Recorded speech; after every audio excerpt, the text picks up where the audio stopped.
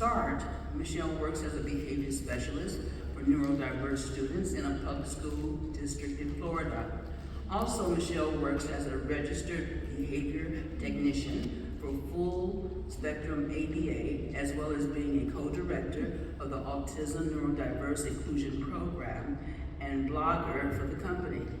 Beyond her professional commitments, Michelle volunteers as a Flutie Fellow for the Flutie Foundation, a renowned autism organization in the United States, and serves as the secretary on the board of the Center for Autism and Related Disabilities, University of South Florida, an autism organization in Florida. Let's welcome Michelle.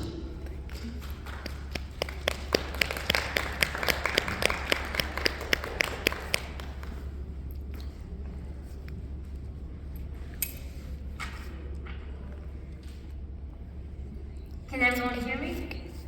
Yeah. Right. Good afternoon, everyone. I hope that you've all been enjoying the excellent presentation so far by all the speakers here at ICAN conference. It's such an honor to be here today.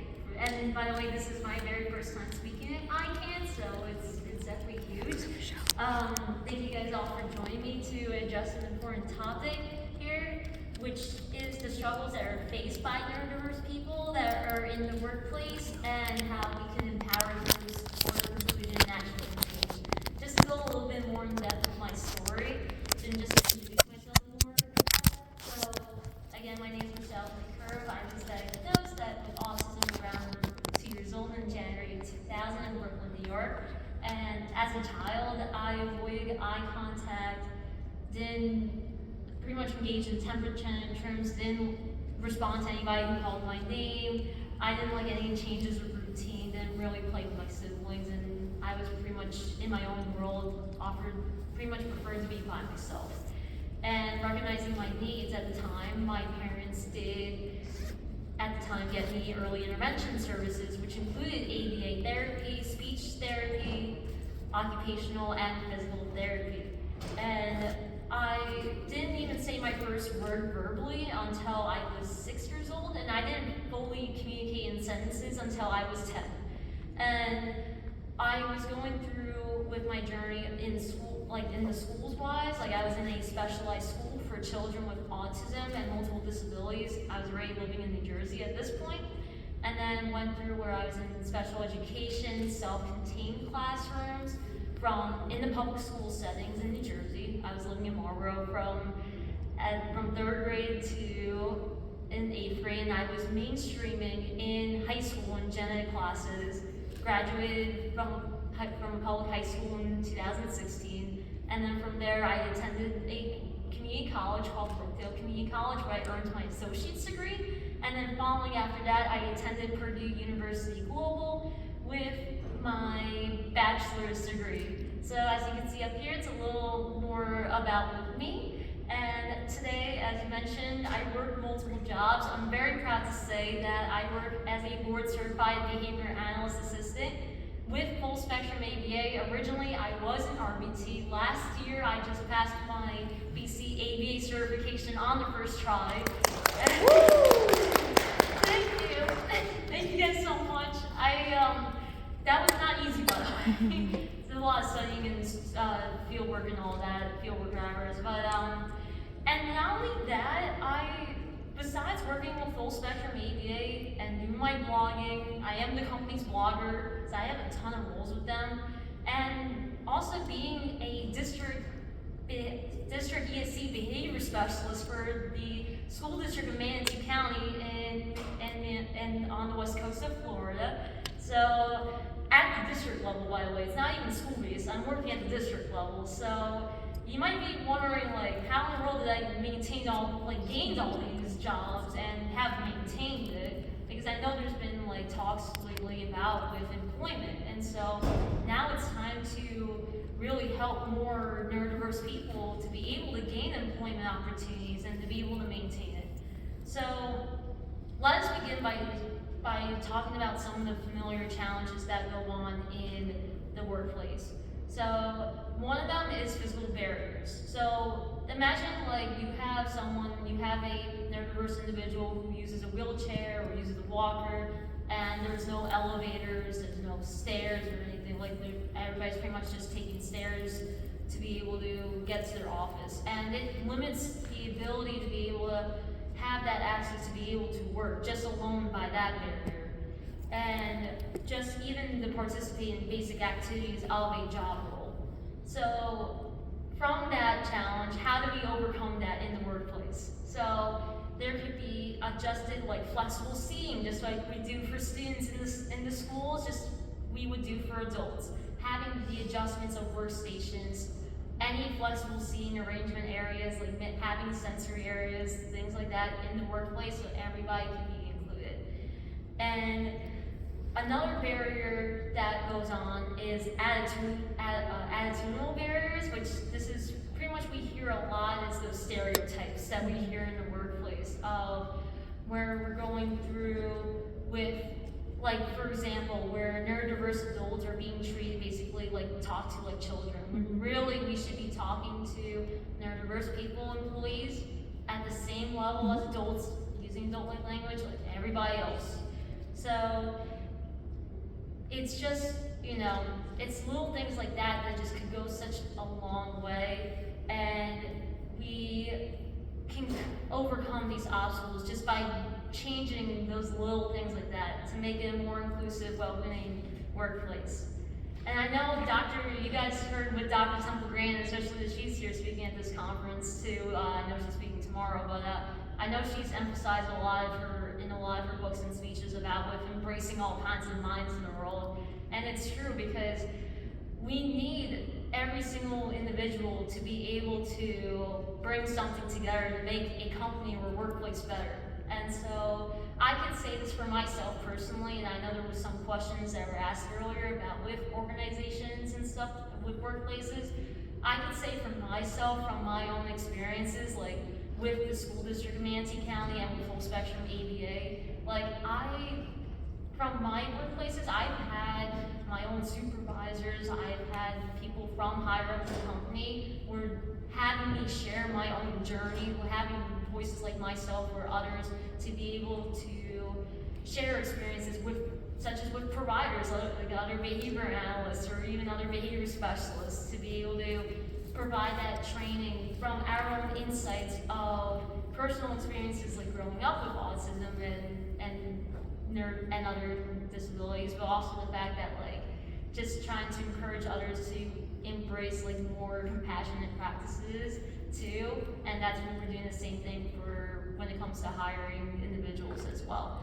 So I will say this too as a really cool fact, that even just this school year alone, just when I go into the classrooms and going to coach with teachers and admin and everyone, that when I've even just shared my own story alone has really helped with students just even staying in their schools too, making them feel included. And that's the same thing in workplaces, that we want to be able to maintain that and make sure that employees are included in the process, just like we do for students. Same thing for adults who are getting hired in workplaces too.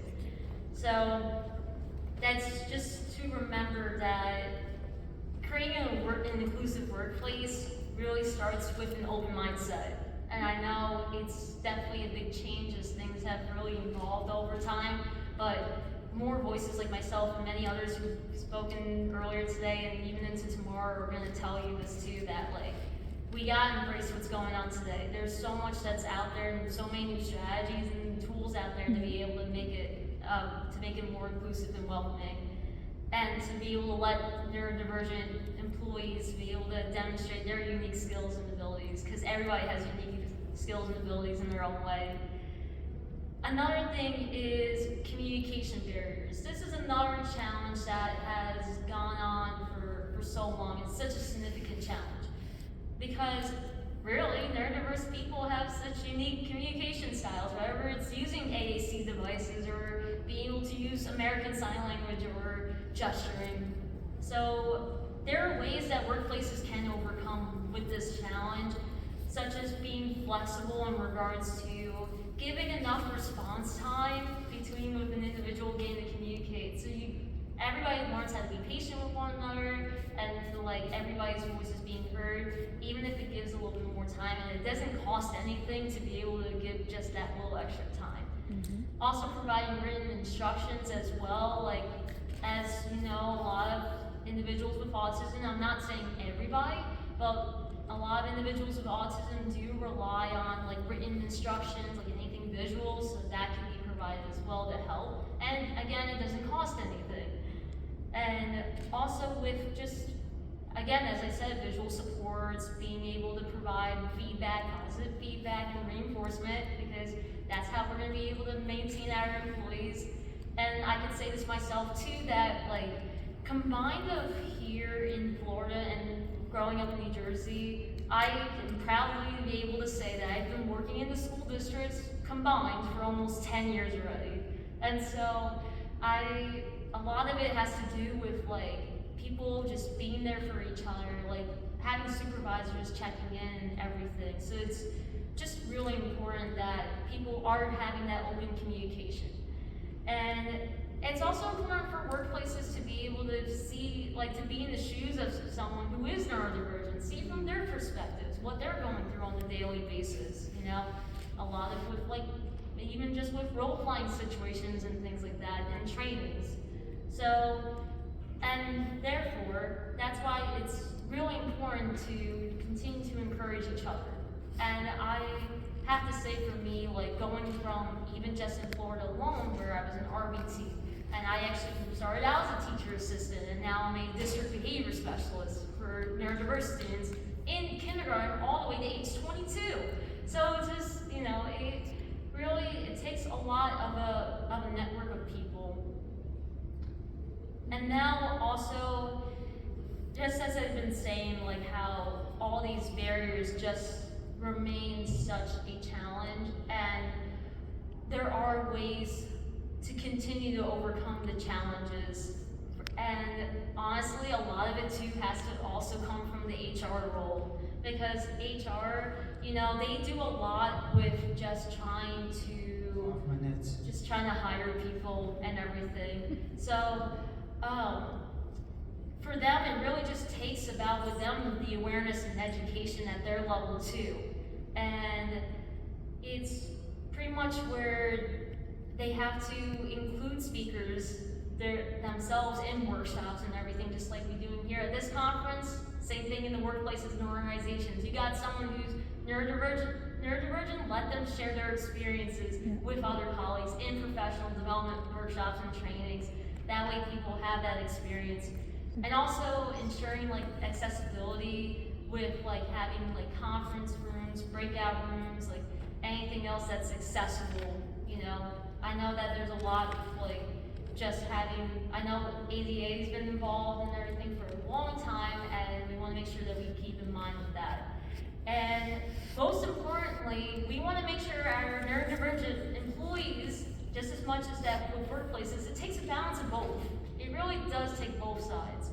And so, like, engaging with self-advocacy, like, and I know self-advocacy is such a big word, but it's a foundation to many skills in life. Being able to get a career, like working on even just with communication, things like that. And also with celebrating strengths and special interests. So it's, you know, from everybody just taking it from just that little understanding, this is that time to call. And there are many ways too from the HR side of how they can really take the lead on this, making it change. So I know in my school district, there are surveys that are sent out to us in regards to how we feel our role's going so far, and they want our feedback. And they want our feedback to be able to make a better place. And other workplaces can do that too, even like using Microsoft Forms, for example, to make surveys like that. So our input is needed. And also where, again, as I mentioned, offering workshops where neurodivergent speakers are there, that are included in the company, in the workplaces. So, and going over things like topics like employee rights, assistive technology, anything that's like involved in current topics today from the neurodivergent community and comes from voices like myself. And tracking for HR to track progress through implementing systems that of like retention rates and employee feedback, and workplace engagement matrix. So because really, when there's interview processes going and everything, like they're the front line of that. So really, it has to start from them too. It truly takes everybody to be able to make this change. So now it's time to call for action.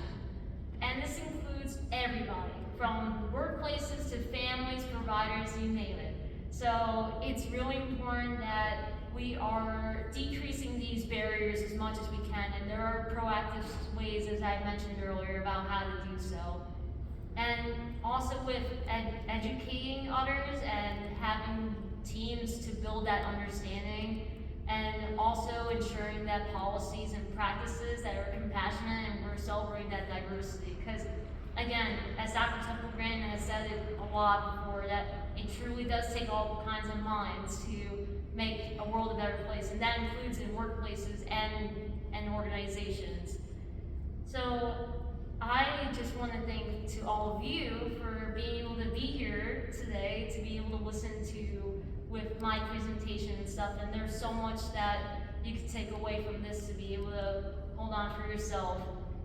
And by the way, this is my contact info if you want to learn more of my journey and everything. And I am known as Exceptional Shell at Self Advocate MV on all social media platforms, and you can reach out to me at my phone number and email as well. So I thank you guys so much.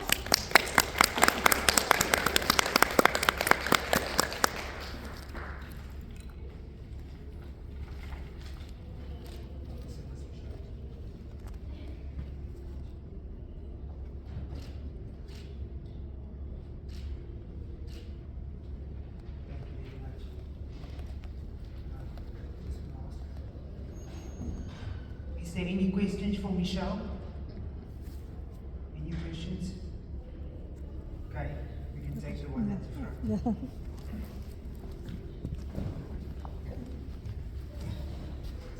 Thank you. Thank you. That was absolutely wonderful.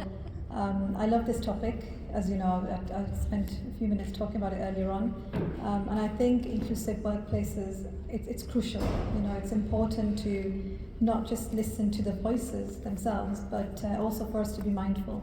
I love what you mentioned about the communication. I think that's a really big challenge. We often don't listen. This is the thing. We just don't listen. But imagine now taking our time to allow the other person to process what we've asked. So what I say is count to 10. Ask a question, count to 10, and allow the person to answer it. And I think that's so important, but thank you for highlighting how important the communication element is in the workplace, because we all communicate differently. We don't communicate the same way, and let's be mindful about that. So thank you for highlighting that. I really appreciate it. That was the biggest thing that really, stuck out for me today. Thank you so much. Thank you so much. And for me, as I know there was mentions earlier about with disclosing about with an autism diagnosis. I did at both of my workplaces, and it's really helped such a huge difference for me, because honestly, if it wasn't for me doing that, I will say, for my team in the school district, our team's resources and OneDrive wouldn't have existed if I didn't say something. Amazing. And we need to hear voices, of individuals who are on the autism spectrum, because your experience matters. We could be sitting here delivering speeches and training, but really we need your voice, because you're experiencing it on a daily basis. And once we know what your daily challenges are, that's when we can provide accommodations. So we need to create opportunities to remove those barriers. So thank you for doing that, because you are leading the way for many. Thank you so much. Thank you. Welcome. Welcome. Thank you very much.